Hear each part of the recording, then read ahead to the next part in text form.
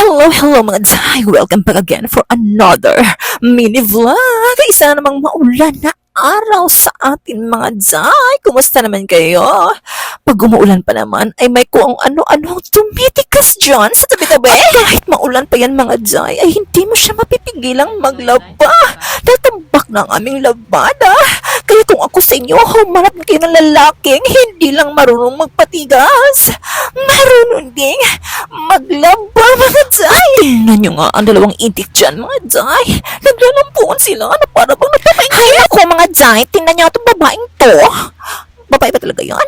Charis, pabidyo-bidyo lang siya. Ayan, ang tamad-tamad, di ba na tumulong? Tumulong ka nga dyan. At tingnan nyo nga mga Day kung paano niya kinukusot ang mga damit. At ganyan din niya ako kinukusot sa kama. Ay ko mga Day, masipag talaga yan siya kahit ano ay kinukusot niya. Ayan na nga, tuloy-tuloy lang ang pag-ulan mga Day. Pag ganito pa namang panahon, masarap mapainit. Kaso, naglalaba pa yung isa. Pag ganitong panahon, masarap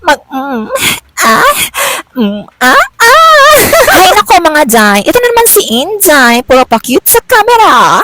Puro bedyo-bedyo lang ang alam. Hindi malang marunong tumulong maglaban. Ako! Yung pag-bedyo-bedyo mo dyan, Inday, kung itinulong mo yan sa paglaba, edi sana maagang natapos ang labahin. Nako, umikot-ikot pa talaga siya na para bang nababaliw ang babaeng to.